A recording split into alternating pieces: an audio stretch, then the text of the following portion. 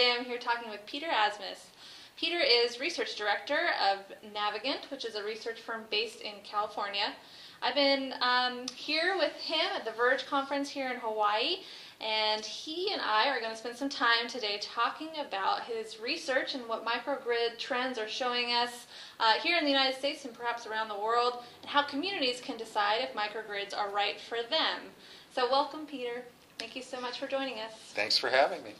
All right, so as I mentioned, I've been following your work a lot online. On LinkedIn, you post a lot of great things, following you around here at Verge, and I actually attended your session yesterday and your guru lunch discussion today, both of which were lively and meaty, tons of information that I think my listeners, who are primarily local government, tribal government, and community leader folks, would really be interested in. So I wondered if you would mind just sharing what your topic was that you were asked to speak here at Verge about, and your background a little bit. What makes you an expert in microgrids?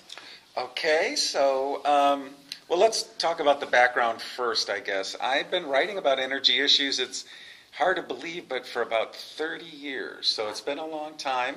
But I fell into energy really totally by accident. It wasn't like, I was in high school and I said, I want to, write about microgrids. But I was a journalist, so I really kind of come from a journalist background and also kind of a reformist, I guess, background. So did a lot of research sort of on consumer issues, local government issues, even sort of campaign finance. As I started doing a lot of investigative reporting, and then from that got into environment, and then got into energy issues.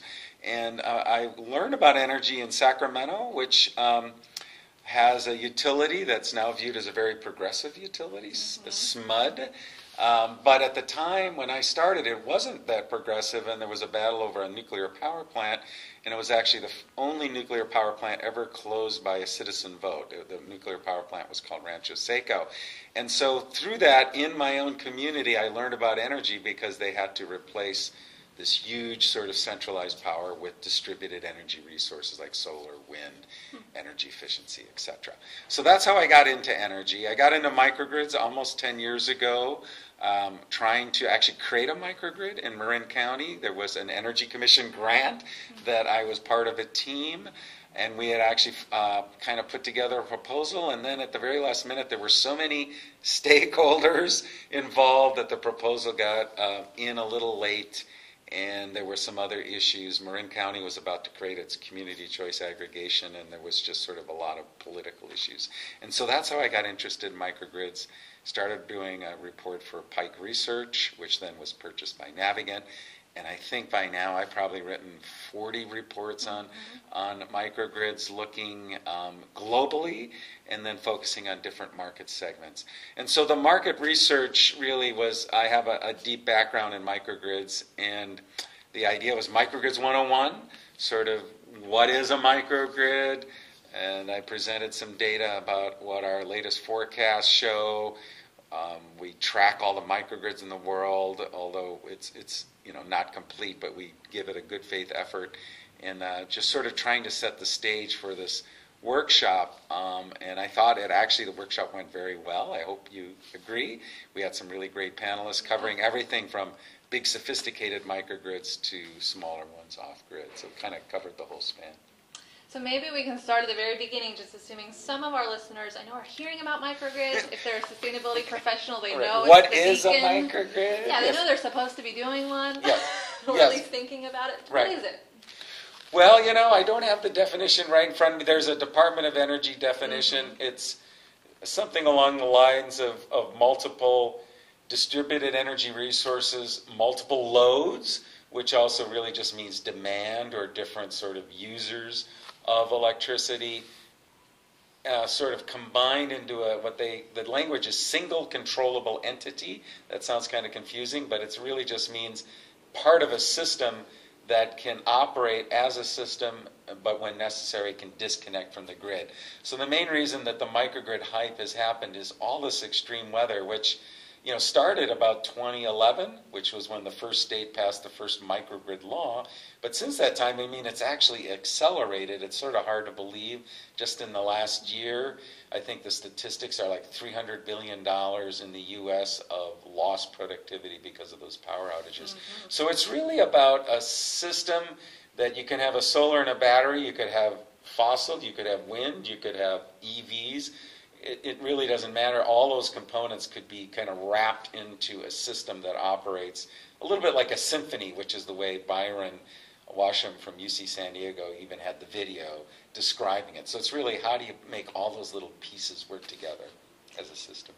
Yeah, and I think a lot of folks that are working in a local or tribal government, they've probably been approached, if not by a community member that's really excited about microgrids, by maybe a firm that's trying to sell microgrids. Yes. And so maybe you can help them understand the difference between a general microgrid and what's a community microgrid. Yeah, so microgrids, I'd say in the U.S., the most mature application is what we would call institutional campus microgrids, which are like universities, hospitals, which can't afford to have the power go down. Some of them are even, 10, 20 years old, maybe even older, but most of them were still run off fossil fuels. A lot of them use what's called combined heat and power, which is more efficient, so you're getting both electricity and thermal energy from one energy source. And so that's kind of where most microgrids, also military bases, where there is just one single customer. So those have been easier to build. Now, since those storms, there's this interest in community microgrids, which are a little more complicated. And so, what I was saying is they're getting the most government support, but they're also, in some ways, the most difficult to build just because you're kind of plowing new ground. There's a lot of regulations that sort of stand in the way and are evolving. They are evolving in a good direction, but yet you're sort of in the middle of that process. And so that has been the sort of big change in the microgrid market over the last 10 years, are community microgrids, and then related to that are utility microgrids. Sometimes they can be the same, sometimes they're separate sort of concepts, but it's really trying to develop microgrids for communities, and that means including residents. It could include a food store, a gas station, other sort of what's called critical facilities. Mm-hmm. Right, so it's a matter of scale. Yes. And maybe one owner still, though, primarily, right? If it's a municipality, that's the owner. Yes, that's true. So there is still one owner, but you might have different kinds of customers, and that's what makes it more complicated from a utility regulatory point of view, because if you have residents and then you have a large commercial and then maybe you have an industrial facility, from a utility point of view, they're all charged different rates. Mm-hmm. So when you put it all together in one system, how is that going to work more from a regulatory or even billing perspective? And that's kind of one of the challenges facing those kind of microgrids, community microgrids. So yeah, you mentioned some of the challenges, although they are happening in some places. They are. I know you're steeped in the data about the big trends. Can you tell us a little bit about where these are happening and maybe some success stories? Well, you're right that they are happening, and the good news is that now there's a number of state programs specifically providing funding for microgrids, which wasn't the case. Like I said, it was 2011. Before that, the microgrids that happened, there really wasn't guidance. Now, the challenge is still there really is no federal policy on microgrids, so it's really kind of state-oriented. And the main states are the East Coast states. I like to say it's kind of like Washington, D.C., and north of that, although Maine really hasn't gotten into microgrids so much. And all of those states have projects moving forward. And then California also has a lot of microgrids. There was recently a major granting of awards, about $50 million, I believe, in microgrids, and there were some older programs that supported microgrids. So that's, there are a lot of success stories in terms of projects that have come online. I'm trying to think, there's one that really jumps out at me that would be considered a community microgrid. I'd say, one I think that's interesting is in California is the Borrego Springs microgrid, which was the first microgrid in the country deployed by a utility. And so in that case, it's both I would call it a utility distribution and a community microgrid. And in this case, the reason it was built is that it was a remote community, Borrego Springs, in the high desert, and the utility decided that they were having some power outages. That the traditional answer would have been to beef up the transmission line, which was a very long line, but they realized it was actually more economic just to create a separate sort of microgrid, still connected to the grid, but having the ability to disconnect. And then that microgrid, actually, there was a big solar field nearby, and it was actually wrapped into the microgrid. So it started out as only about 5 or 6 megawatts. The solar farm, and now I think it's something like about 30 megawatts, and there were a lot of different vendors, and San Diego sort of used that, and it was successful. It is successfully islanded multiple times from a variety of storms, and now they're one of the utilities in California that's investigating more microgrids because of that success. I think that was one of the earlier EPIC awards, right? Yes, it was. That's true. Yeah. San Diego's a great spot to talk about resiliency, lots of inland, remote areas, potentially vulnerable. Yep. Let's talk a little bit more about why certain locations are very ripe for microgrids and how local communities, tribal communities can weigh all of these factors and determine whether or not a microgrid is really right for them. Yeah, well, I think this is where I think the communities and tribes themselves are part of the answer. Or, I mean, what you have to do is articulate. You can't just say, I want a microgrid, because as I've been kind of hinting at, a microgrid could be a system that's only 10 kilowatts, could be 100 megawatts, could have solar, might not have solar. So I think part of it is the foundation of the microgrid is the distributed energy resources. And it's true that as of late, the trend is solar plus storage, because solar has come down so much and the batteries are starting to come down. And the battery sort of serves as a buffer. If you think about a microgrid, you might have a variety of resources. And if there are renewables, whether they're solar or wind, they're going to have some variability. And so that battery sort of serves as the buffer. And so I think step number one is, do you have distributed energy resources already there? Because the beauty of the microgrid is that you don't have to start from scratch. In fact, most microgrids, there is something there. And sometimes it is a diesel generator, which is not the best resource, but it's been sort of a backup power system. And so usually the goal is to reduce your reliance on that diesel generator and add the cleaner resources. So I think step number one is really, do you have DERs, or are you investing in distributed energy resources? And then think about where they should be located if you were to have a microgrid. So it's kind of like, what is the planning? You don't want to maybe site it too far. What if you have a great solar resource, but let's say it's a mile away? That might not be the best place to put that solar panel system if you want to wrap it in your microgrid, because it's better to have your resources kind of closer together. So those are some of the things. I mean, some of it is also just looking at the regulations in your particular community, what kind, and then you also have to decide, do you want resiliency for 4 hours, 2 days, a week? And all those things will factor, especially in the size of the battery. And that's kind of where you might have to do some trade-offs about what are the economics. So what can we afford? Maybe ideally we'd like to have power for a week, but maybe, as a first step, you want it for 3 days. You can always add to your microgrid, and that's another thing that's kind of nice about it. You can kind of grow them incrementally over time. Is there any reason a community would not be a good candidate for a microgrid? Well, for example, here's another example from California. Alameda County said, we want a microgrid. Alameda is a municipal utility, and it turned out Navigant was hired to evaluate it. I wasn't part of that team, so I'm not sure if I would have agreed with the determination, but they decided in the end that they didn't want to move forward. And it really dealt more with some contractual issues, which can be a barrier. Because they are a municipal utility, they had existing contracts with some other municipal utilities about operating.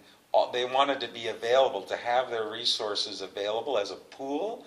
And if they were a microgrid and they islanded, they then would essentially be violating the contract that they already had in place. Is it the collaborative procurement program that they had? They were part. See, they're not part of the California Independent System Operators Control Area.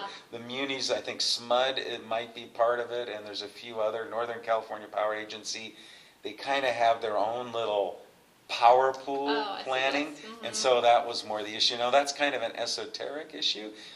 There might have been other reasons why they decided, but the recommendation was you can add distributed energy resources, but maybe you don't want to necessarily build a microgrid. Now, there are other ways to get greater resilience besides a microgrid, although I would say that if you really have critical facilities and you definitely want the power to stay on and you don't want to rely on just diesel generators, then you probably do have to go have a microgrid. So what about local governments that are really interested in maybe doing the right thing? They want to green their facilities. Maybe they have a climate action goal. And maybe they want to save energy, or save money. Right. Are those good enough reasons to do a microgrid? Well, I would say yes, but I've drunk the Kool-Aid, and I live and breathe microgrids, so I think they're the next best thing to sliced bread or something. I could say that, but so I think in most cases, some form of a microgrid. It might be that maybe it's not just a microgrid. Or you could also say that maybe not the entire city has to be a microgrid. You might want to have multiple microgrids. Right. And that's another thing, like maybe it's too complex of an undertaking for an entire city, sort of the smart city movement. I think it's a great thing. But the other thing about a microgrid, like I sort of mentioned before, you can kind of incrementally do it. So maybe you get funding first for the solar. But if you're thinking about a microgrid, maybe you need to take that into account as you're planning it. I think the other thing that local governments will benefit from is I've been getting more questions lately. We tend to be focused on the electricity regulation, which is probably the most important.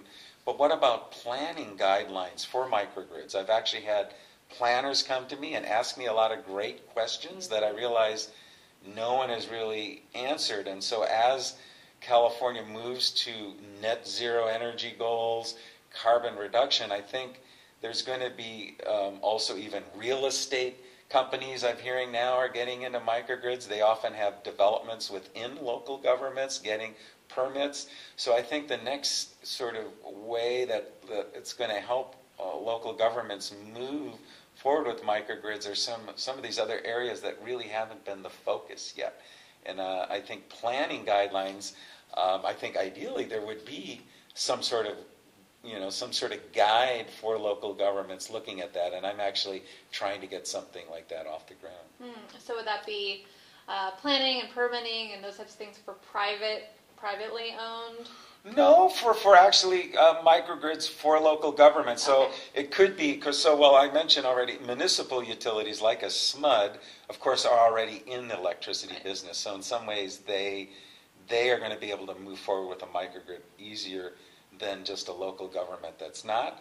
I talked a little bit, I think, on my panel about, actually today at the Guru Lunch about community choice aggregation, which has become a huge movement in California. They have some limitations because they don't control the grid. On the other hand, they are buying lower carbon resources, and many, like the one that I'm served by in Marin County, are now integrating more local sources, not just solar, but a lot of local governments have wastewater treatment plants. There's a lot of methane capture. I think you will see more of those kind of resources in microgrids that serve communities. So it doesn't just have to be solar. And there's also value to the thermal energy.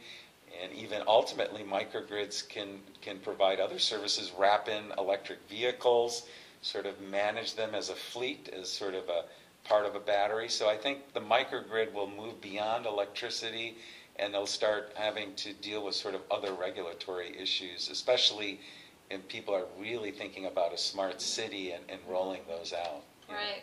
And communities that I've worked with really are getting braver about thinking bigger about renewable energy than just, I'm going to do what I can to get some financing and get a solar system on our roof of our carport or whatever. Right. Now they're thinking, I can be a supplier, I can be a market player, I could be an aggregator.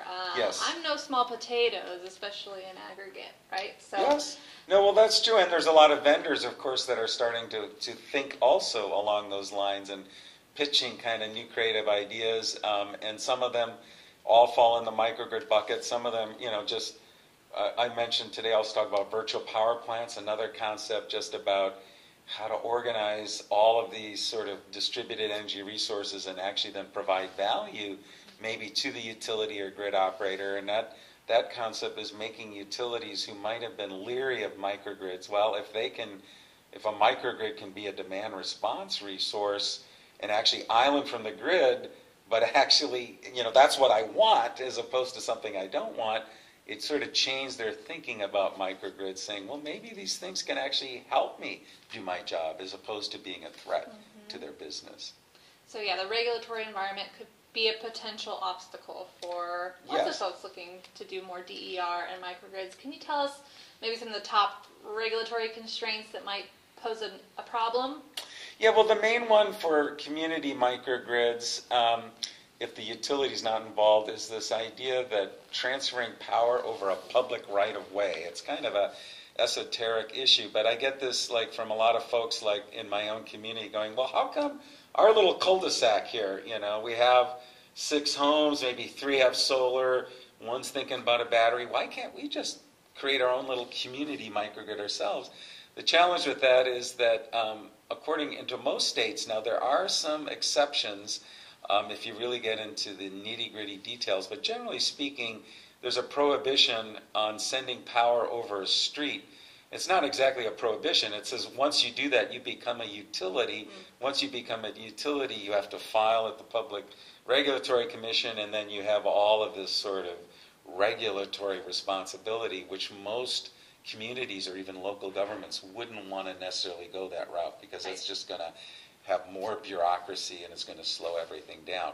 Now, and they're risk adverse. Right. A lot of yeah, so they're not going to want to do that. Now, those rules, though, are starting to change a little bit. Like in Connecticut, you can send power over public right-of-way when there's a blackout. So, that's just like a little chipping away at those rules. And I'd say the trend is definitely, chipping away at all those sort of remnants of the monopoly that we've had in place. Already, a lot of utilities can't even own generation themselves anyways. So if there's a community microgrid and you're operating in a utility, the utility actually has to partner with private sector, possibly other public sector. And so I think that's where, but some of those partners, there isn't a blueprint necessarily yet for that. New York was trying to develop that under the New York reforming the energy vision process, and they're still trying to get there, but that all kind of took a little longer. I think what people realize is once you get into the weeds, there's still sort of where does the utility role end, or where does their control sort of end, and where does the communities begin? It's sort of this gray area. But I think what will happen is once some projects are put forward and they can kind of become models, hopefully that'll kind of pave the way for more of those projects. And, we're following a lot of what's happening in California. A lot of our network is in California. I think it's encouraging to see things like the microgrid roadmap come out in California. And so the top decision makers and leaders are really, they understand that decentralization is the way we are headed, and looking to bring in more partners and build a more flexible grid. Yeah, well, I think, for a while it was sort of the emphasis in terms of government was mostly on the East Coast, and you didn't hear as much from California. But I think now with this Energy Commission, the research roadmap, and I worked on this big study for the Energy Commission, which hopefully comes out soon, with 26 case studies of microgrids that went forward without major government funding. It was like the Energy Commission wanted to know, so that they could better target their money. Because in some ways, if you're going to support a microgrid, you probably don't necessarily need to subsidize the solar, because the solar already is getting incentives and the costs are coming down. but where should government focus? And a lot of it is more on what they call balance of system or soft costs. It's sort of how you tie all the pieces together, and then the controls, sort of the magic sauce that makes it all work. Sometimes that can be very expensive. The big vendors almost want to sort of sell you a complex solution. This is so complicated. And then there's smaller vendors, and there's a more simpler way to do a microgrid, or even what I call modular microgrids. The other idea is, instead of one big microgrid for the local government, is it better to maybe have 10 really smaller ones that are more alike, so they can kind of be deployed faster, and then maybe you aggregate those with some software.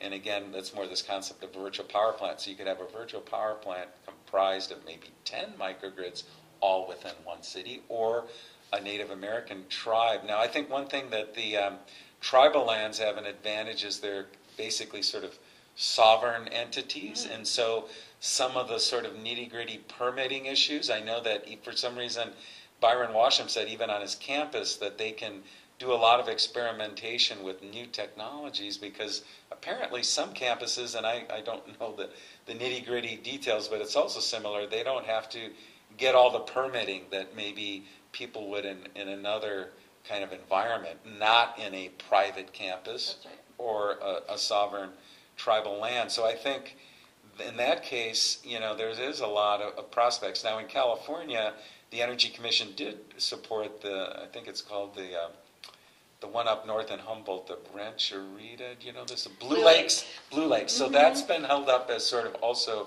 a poster child sort of microgrid. That's right. And that was where Siemens was the primary vendor, but I know it even won some awards recently, and so that's another example of sort of what you could say a microgrid. It did get government support, but at some point, a lot of these projects, once they become a model, the next time people go through it, they probably learn some important lessons, and they probably need less government support over time. Well, in terms of the money, I think some really sophisticated governments can do the calculations. They know the life cycle costing. They understand that this could pencil out in the long run, and if they're patient enough and have the cash flow, they can do it on their own. Right. And then there are some that really are too, maybe a little afraid of the process, need a better guarantee, and would like to see a subsidy on the front end without having to go out and get debt.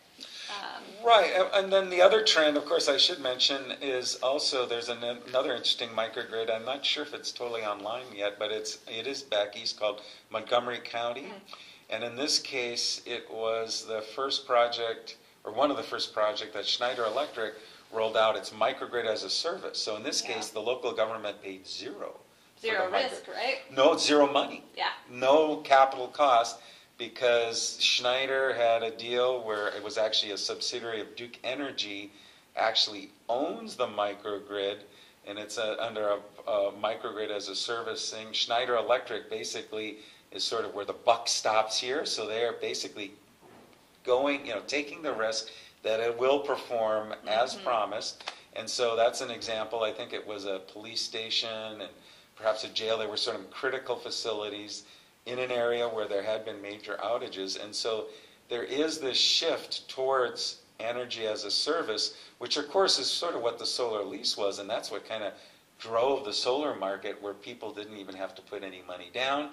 Now in solar, I think solar has come down so much, it's actually become less attractive to people, because actually people might want to own their solar system in terms of the value of their home. But with microgrids, I think moving to this energy as a service in terms of a transition will be interesting, and I think it's something that more local governments will find appealing, as well as other customers. C&I customers, commercial and industrial, also, we're seeing a major uptick on that side. It's a whole separate market, but because all the cost of microgrids are coming down, I mean, you can build a microgrid today that offers you resiliency and can offer you lower power if you kind of have the right combination of resources, and if you're in a high cost state like California or on the eastern seaboard. And I wanted to ask your opinion about the money. There's an opportunity that's become more prevalent in California, at least, probably in other places too, where the utilities are actually being mandated to go out and seek local capacity through specific procurements of preferred resources generally. So that, you know, Right. in Santa Barbara right now there's a open solicitation. They're looking for offerers to come in and help them build capacity in the Goleta area that's having resiliency issues. And so now, I think only recently, local governments are maybe considering that maybe they could be the type of entity that can be an offerer, or they could be a supplier for that. It's very attractive because that's one way to pay for an asset, but what are some challenges with that model in terms of being under contract with the utility? Well, yeah, I think the door is opening to more of those kind of opportunities in general. I mean, California, we don't have retail deregulation, so unlike some other parts of the country, like Texas or New York, there are kind of creative opportunities. But what California does have is we've had a lot of major issues in terms of retiring lots of natural gas plants, the nuclear capacity, right. Huge amounts of capacity. So we've had these sort of almost emergency RFPs for preferred resources, and a lot of them have been basically kind of energy storage, demand response, distributed energy. And now I just heard at a panel today that the cost of solar plus storage is cheaper than a natural gas plant, which I sort of knew we were getting there, but it's amazed at how fast that is happening. So I think there would be I see some local governments that might be hesitant to want to get involved in something that hasn't been viewed as their primary purpose. On the other hand, local governments are getting involved with community choice aggregation, so obviously that right. took a long time. Mm-hmm. I mean, the law is about 10 years old, I think, I think it's even older than that. And so it took a long time, but now it seems like local governments are getting braver, but also they want to reduce, we have carbon reduction mandates in California, so that is also a driver that I don't think is fully appreciated by folks in other parts of the country about why local governments might be venturing forth. So I think they could. I think you are seeing more and more sort of creativity both from the public sector and the private sector. I think the question is, how will the investor-owned utilities respond? And I think, all three are sort of moving at a slightly different pace, but even compared to 3 years ago, they are becoming more aware that they can't put their heads in the sand, and that distributed energy is coming, and they're hopefully, and I think some of them are, they'd rather partner maybe with a local government than view the local government as a competitor. That's right. Yeah, and the partnership seems really key to some of these solicitations that are out now. Yes. And really what that kind of means for local governments potentially is that they might lose a little bit of control over their asset, which I know. Yes. Once you get down into the weeds at that point, that gives some people some pause. Can you talk a little bit about what that means for entities, anybody who might end up not controlling their asset at the end of the day? Well, I think that's uncomfortable. In a way, you put yourself in the shoes of the utility, right. because that's what they're dealing with, is that more and more of the power, so they have an obligation to serve, yet the assets that they've controlled. We've already deregulated at the wholesale level, where the utilities kind of, PG&E, the only thing it still owned in terms of generators were the hydro system, which it still does, and the nuclear power plants. Now those nuclear power plants are being phased out, and so they are trying to reinvent themselves. I think local governments then, with the CCAs, are actually dipping their toe in the water. Most of them start out buying wholesale power, trying to be green, but I was saying I went to a community choice aggregation conference, and one thing I was struck by is that the local governments were sounding a little bit like a utility, where they don't want to take too many risks, yeah. and we just want to they want to buy a contract and just be a little cheaper than the utility, and hopefully be a little greener. But they weren't focused on, and you can't blame them, distributed energy, things like they weren't, that's not where they're going to start. They're going to start with, we're going to get in, we just want to lock into a long-term contract. Now, what I advise the local governments at that conference is, don't lock up all of your resources with long-term contracts, because the market is volatile, the market is changing, and prices are going down from the distributed energy resources. So you need to have enough flexibility. Maybe you have to start with some long-term contracts, but really have a plan where you're going to integrate more renewables over time, local renewables, which generate jobs, and think about things like resiliency, because if you're dependent on wholesale contracts and you're having power outages, even though you're not really in charge of the grid, people they might start blaming you for those issues. They won't just blame the utility. If you're sort of viewed as part of that whole energy ecosystem, it's in your best interest to sort of safeguard and sort of hedge your risk. Mm-hmm. And speaking of the value of resiliency, this is a topic that's come up in both of the sessions that I attended today. Certainly come up with some of the folks that we've worked with. When we get to the point where we're trying to convince an entity that resiliency is in their best interest and you're trying to make that value proposition, it can be very difficult to put numbers on that. Yep. And so can you tell our audience just a little bit about some of the struggles behind trying to place value on resilience and really communicate why it's important?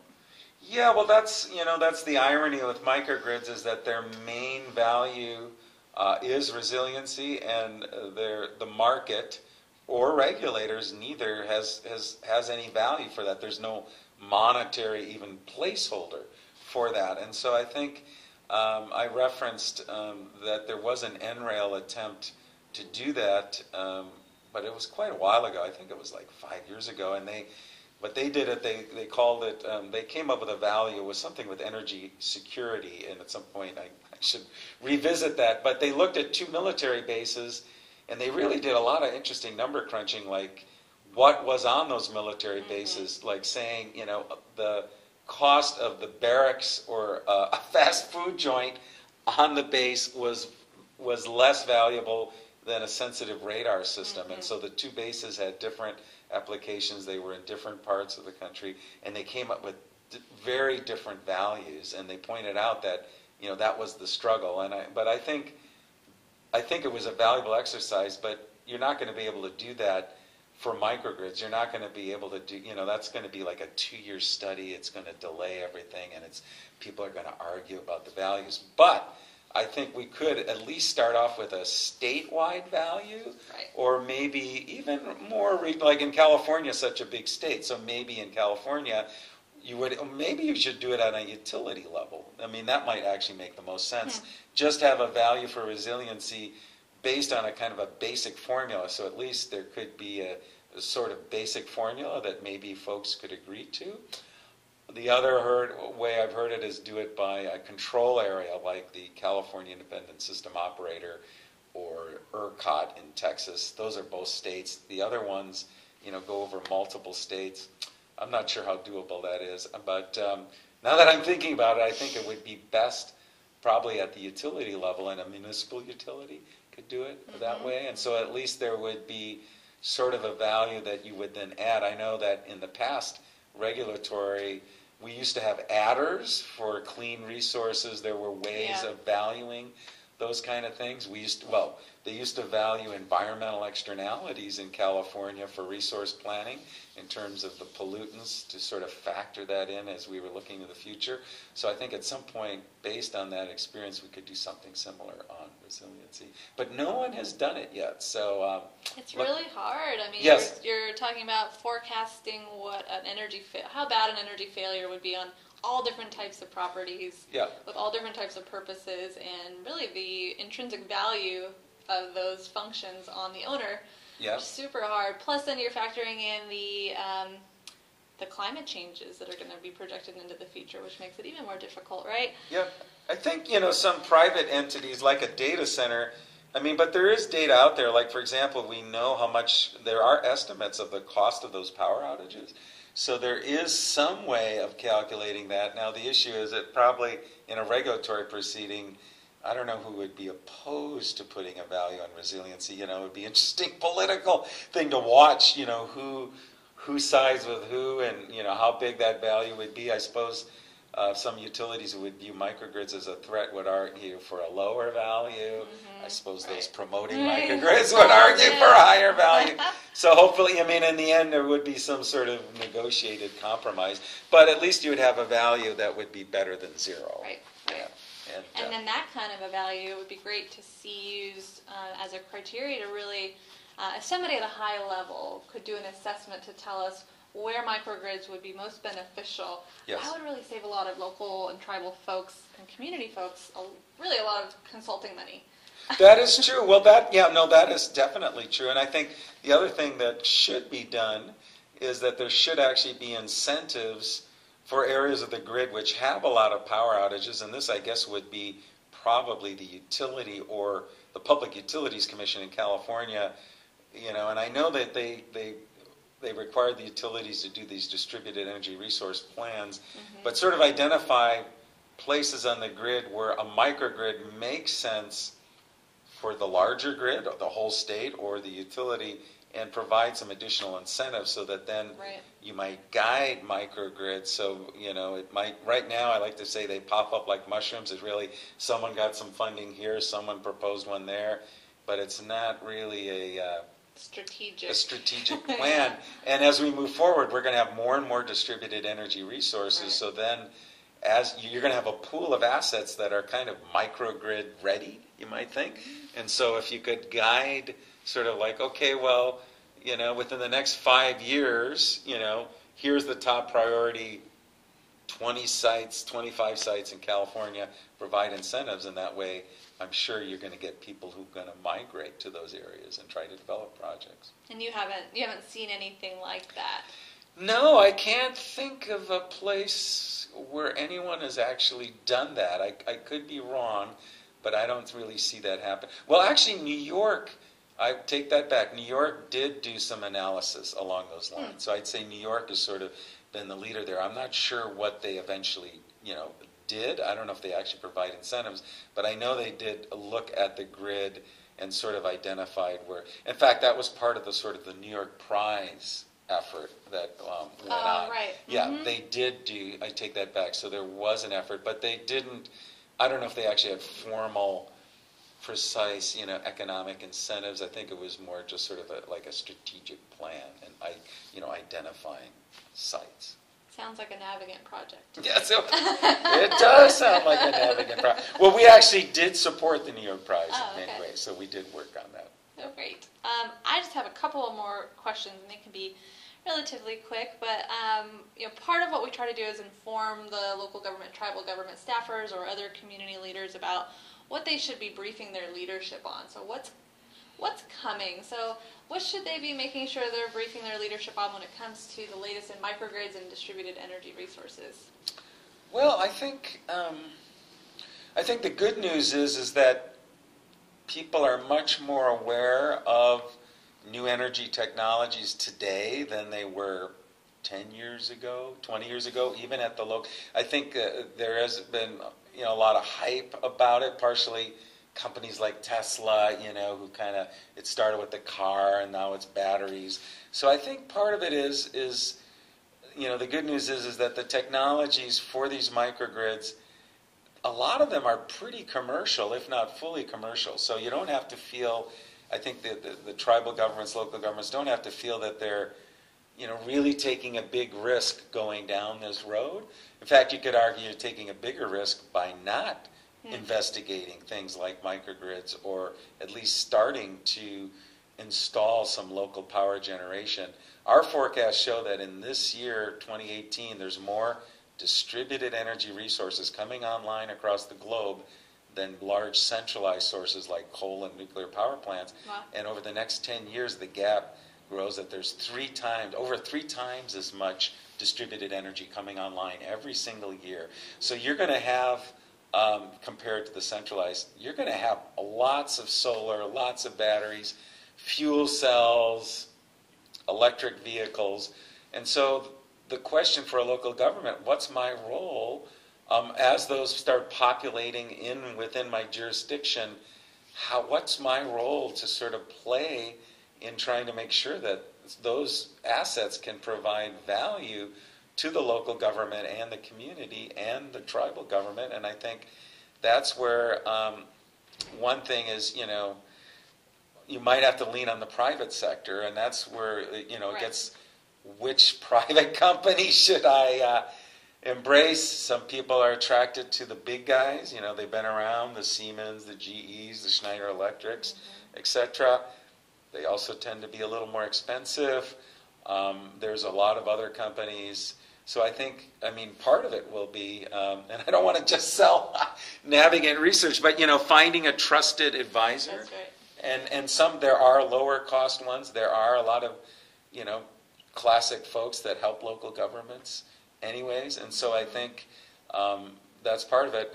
I also think the community choice aggregation shows that a lot of local governments in California are starting to move in that direction.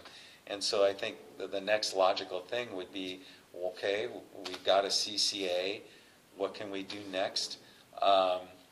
Some might even want to municipalize. That's a whole nother, that's even more challenging in some ways. Now you're really scaring me. Yeah, I know that's true. Well, I know I remember I saw the history. I think it took SMUD to try to municipalize. It was like 30, it was a long, long time. And I know most recently Yolo County wanted to municipalize and they kind of gave up, also. But the CCA kind of is like a halfway step there. So I think that's why we're seeing so many people go down that road. Well, your work is fascinating. My last question is just, what's next for you? What are you going to be looking at next so that we can all learn something new? Well, I have a report coming out with our latest market forecast, so we're looking out over the next 10 years. We've come out with a new methodology. One of the challenges with microgrids is, what is the cost of a microgrid? It's very hard to get that data, but we did a project from the National Renewable Energy Lab where we collected data on 80 microgrids. And so from that, we also we're modifying our forecast to look at the cost of the microgrid, because I already mentioned there's going to be more of those assets already there. So the incremental cost of a microgrid is going down. It's going to be more and more affordable because a lot of those things will already be there. Mm-hmm. And so the key still is the controls. I think that's where the most interesting technology is. How do you control a microgrid and how do you reduce those costs? Because that's really, it's like the symphony composer, making sure it actually performs. And so that market forecast also looks at the business models. That's going to come out soon. Hey, you're helping us answer a lot of important questions, so thank you so much. And before we sign off, I just want to thank our listeners also for being with us, and I hope you appreciated Peter spending the time with us, giving us a lot of insights. I'd also like to encourage our listeners to share their thoughts on microgrids. Are you considering a microgrid in your community, and is it cost effective for you? What are your barriers? For more information like this, we hope you'll subscribe to Prosper Sustainably's e-news. You can also like us on Facebook and LinkedIn. And with that, we would just like to wish you the best luck prospering sustainably. Thanks.